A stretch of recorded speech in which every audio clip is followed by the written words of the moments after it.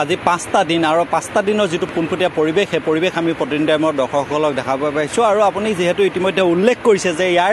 স্থানীয় যিসকল লোক সেই লোকসকলক আশ্বস্ত কৰিব পৰা নাই হয় সেই কথাটো সঁচা যে আজি 5টা দিনে ONGCৰ যিসকল বিষয়ববীয়া আছে বিষয়ববীয়াসকলে 5টা দিনে ইয়াৰ যিসকল স্থানীয় ৰাইজ আছে এই লোকসকলক আশ্বস্ত কৰিব পৰা নাই যে এই গেছ কেতিয়া নিৰ্বাপিত হ'ব কিয়নো আজি এতিয়াৰ পৰা প্ৰায় 1 ঘণ্টাৰ পূৰ্বে এই যিটো অভিকপ্ত যিটো 147 নম্বৰ যিটো অভিকপ্ত ৰিগ আছে সেই ৰিগটোত এক বিস্ফোৰণ সংঘটিত হৈছে আৰু বিস্ফোৰণ সংঘটিত হোৱাৰ পিছৰ পৰা ইয়াত কম পৰিমাণে আচলতে খাৰুৱা তেল নিৰ্গত হোৱাৰ এক কথা বতৰা ইতিমধ্যে ওলাইছে আৰু এটা কথা নিশ্চিত যে এই খাৰুৱা তেল যদি ওলাইছে এই গোটেই ঘটনাৰ প্ৰক্ৰিয়াটো যে বাগজানৰ দৰে এক ঘটনা সংঘটিত হ'ব সেই কথাটো কিন্তু আপুনি নুই কৰিব নোৱাৰে আৰু এই 5টা দিনৰ যিটো পৰিৱেশ সেই পৰিৱেশ আমি দেখাইছিলোঁ আৰু ইয়াৰ যিসকল ৰাইজ আছে ৰাইজৰ যি দুৰ্দশা সেই দুৰ্দশাৰ আমি পৰিৱেশ আমি পোনপটীয়াকৈ প্ৰতিদিন টাইমৰ দৰ্শকসকলক দেখাইছোঁ যিহেতু আজি দেখা গৈছে আজি পুৱাৰ পৰা ইয়াত যিসকল স্থানীয় ৰাইজ আছে ৰাইজসকল আশ্ৰয় শিবিৰ এৰি আহি তেওঁলোকে ইয়াত আচলতে ৰখিছেহি আমি তেওঁলোকৰ পৰা কিছু কথা বতৰা জানিব বিচাৰিম মই আপোনাৰ পৰাই জানিব বিচাৰিম আজি 5টা দিন পাৰ হৈ গ'ল 5টা দিন পাৰ হৈ যোৱাৰ পিছতো আপোনালোকে আশ্ৰয় শিবিৰত বাস কৰিবলগীয়া হৈছে ONGC আপোনালোকক একো আশ্বস্ত কৰিব পৰা নাই যে এই গেছ কেতিয়া বন্ধ হ'ব কি ক'ব এই মুহূৰ্তত হেৰি ভাইটি আমি এতিয়া যেহে আমি ONGC অফিচাৰ চিনি নাপাওঁ অভদ্ৰ মানুহ পঢ়া শুনা নহয় ৰাস্তাইদি যাবলৈ ৰাতিপুৱাই যাওঁ নিজৰ হাঁহ গৰু ছাগলী সেইবোৰ চাই আহোঁ তেনে কাষতে ঘৰ মানুহ বুঢ়াও বুঢ়ী পলাই ফুৰিছোঁ মানুহজনৰ সাহস নাই যাবলৈ ময়ে যাওঁ ৰাতিপুৱা এতিয়া খাবলৈ পাইছোঁ দিছে ONGCয়ে দিছে নে বিধায়কে দিছে নে খপজপকৈ আনিছোঁ আমি পানী বটল দিছে হেৰি দিছে খাইছোঁ আমাক নাই কোৱা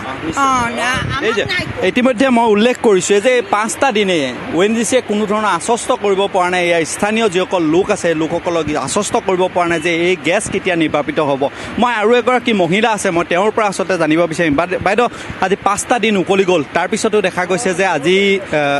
কোনো ধৰণৰ আশ্বস্ত কৰিব পৰা নাই কি ক'ব এই মুহূৰ্তত আমি এই 5টা দিনে বহুত এটা ভয়ে ভয়ে জীয়াই আছোঁ বহুত মানে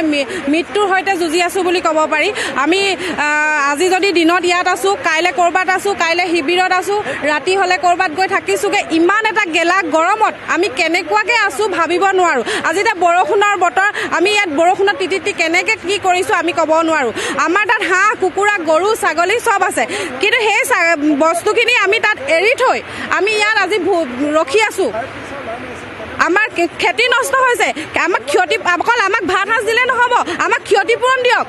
আমাক ৰক্ষণাবেক্ষণ দিয়ক অকল আমি ভাত সাজ খাই জীয়াই আছোঁ হয় তেওঁলোকে আমাক ভাত যোগান ধৰিছে চাহৰ যোগান ধৰিছে কিন্তু আমাৰ যিখিনি লোকচান হৈছে আজি অলপ আগত এটা ভয়ংকৰ পৰিস্থিতি খুব মতে কঁপিছে কোলা ধোঁৱা ওলাইছে আমাৰ মানুহখিনি ভয়ত মানে ক'ব নোৱাৰা হৈ গৈছে কিছুমানে কান্দি গৈছেগৈ আমাৰ বুকুত ধপধপনি হৈ গৈছেগৈ ইমান এটা আমাৰ এনেকুৱা এটা পৰিস্থিতি কিয় ONGC মানুহখিনিয়ে আমাক একো কথা ফেচ কৰা নাই কিয় আমাক ফেচ কৰক যে এটা সান্তনামূলক বক্তব্য দিয়ক যে আপোনালোকে চিন্তা নকৰিব আমি লাগি আছোঁ কোনো কথাই তেওঁলোকে আমাক কিয় প্ৰকাশ কৰিব বিচৰা নাই আমি মানুহখিনি কিমান এটা ভয়ে ভয়ে যুঁজি আছোঁ নিশ্চয়কৈ আচলতে মই ইতিমধ্যে উল্লেখ কৰিছোঁ হোমিয়ন চক আজি 5টা দিনে ইয়াৰ যিসকল লোক আছে সেই লোকসকল কিদৰে আছে সেয়া হয়তো মানুহে ইয়াৰ যিসকল স্থানীয় ৰাইজ আছে সেই ৰাইজসকলে দেখিলে শুনিলে গম পাব আৰু ইয়াৰ আচলতে যিসমূহ বিশেষজ্ঞৰ দল আছে সেই বিশেষজ্ঞৰ দলসমূহ মই বাৰম্বাৰ কৈছোঁ এই বিশেষজ্ঞৰ দলসমূহ আহিছে মানুহ গৈছে মানুহ তেনেধৰণৰ এক কথা বতৰাই আচলতে এই মুহূৰ্তত হৈছে কাৰণ এই 5টা দিনে দেখা গৈছে যে দিশৰ পৰা পানী মৰাৰ বাহিৰে বা যিটো ৰিগ আছে অভিকপ্ত যিটো ৰিগ আছে সেই ৰিগত ইতিমধ্যে মই উল্লেখ কৰিছিলোঁ আজি আগৰ যিটো লাইভ আছিলে মই লাইভটোত উল্লেখ কৰিছিলোঁ যে এই যিটো ৰিগ আছে ৰিগটোত আচলতে তেওঁলোকে যিসমূহ মাত 17খনকৈ গাড়ী যিসমূহ মাত আনিছিলে সেই মাতসমূহ তাত দিছিলে আৰু আজি সন্ধিয়ালৈ এই যিটো ৰিগ আছে সেই ৰিগটো কি ধৰণে নিৰ্বাপিত কৰিব পাৰিব সেই কথাটো জানিব কিন্তু এইখিনিতে মই এটা কথা উল্লেখ কৰি থওঁ যি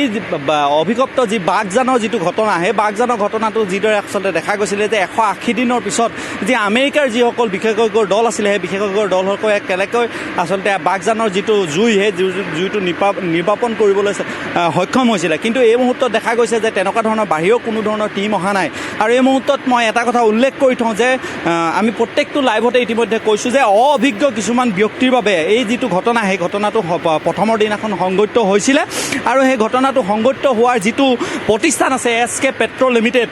অৰ্থাৎ যিটো উজনি অসমৰ তেল চুৰি চক্ৰৰ লগত জড়িত যিজন মূল ব্যক্তি অৰ্থাৎ শ্ৰীকৃষ্ণ আগৰৱাল, যিজনৰ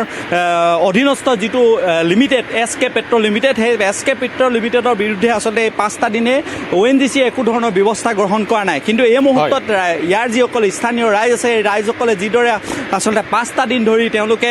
নিজৰ ঘৰ বাৰী এৰি থাকিবলগীয়া আছে, তাৰ বিৰুদ্ধে আচলতে নিশ্চয় মুজাক্কিৰ, এই মুহূৰ্তত আপোনাক ধন্যবাদ জনাইছোঁ।